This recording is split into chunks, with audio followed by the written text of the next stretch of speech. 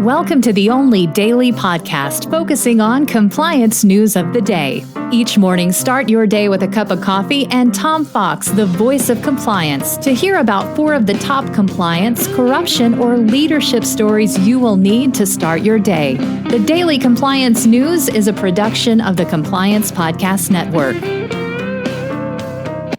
First, a word from our sponsor.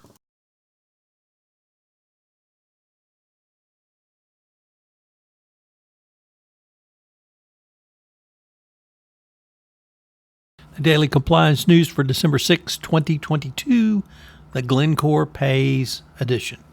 We begin with that story as Glencore has agreed to pay some $180 million to the Democratic Republic of the Congo to cover the corruption claims.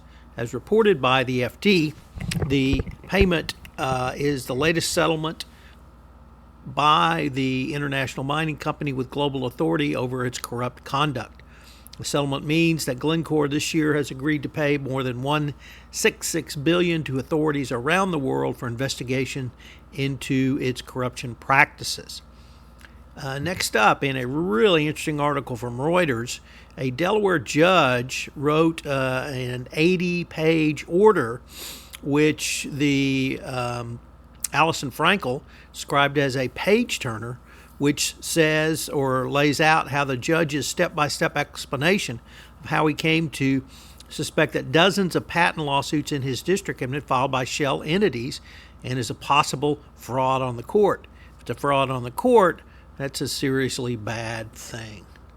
Next up, in a really troubling article, although perhaps not so troubling, from the Wall Street Journal, as 2 retired Air Force generals tried to steer defense contracts in Azerbaijan and were prevented by the Pentagon and State Department, who normally rubber stamp requests from retired military personnel to work for foreign powers.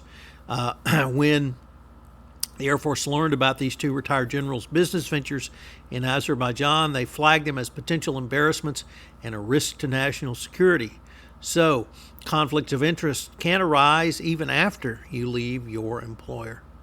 And our final story comes to us from Bloomberg, as Hugo Miller reports that Credit Suisse is still claiming that the Bahamian employee who defrauded one of its, or Bermudan employee who defrauded one of its customers, a Russian oligarch, was a rogue employee, and that it's not responsible for the mistakes of that employee.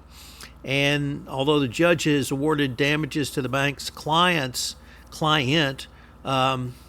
because he found Credit Suisse had turned a blind eye to the fraudster. The fraudster itself is a Frenchman who was convicted in 2018. Credit Suisse claims is a lone wolf who hid his criminal activities from the bank.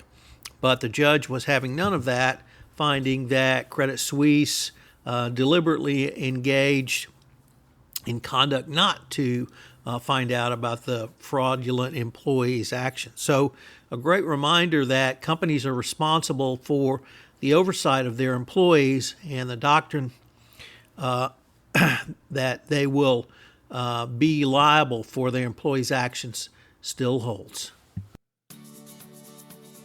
The Daily Compliance News is a production of the Compliance Podcast Network and a proud member of C-Suite Radio. Thanks so much for listening. I hope you'll join me again tomorrow.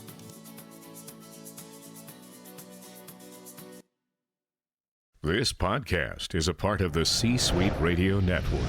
For more top business podcasts, visit c-suiteradio.com.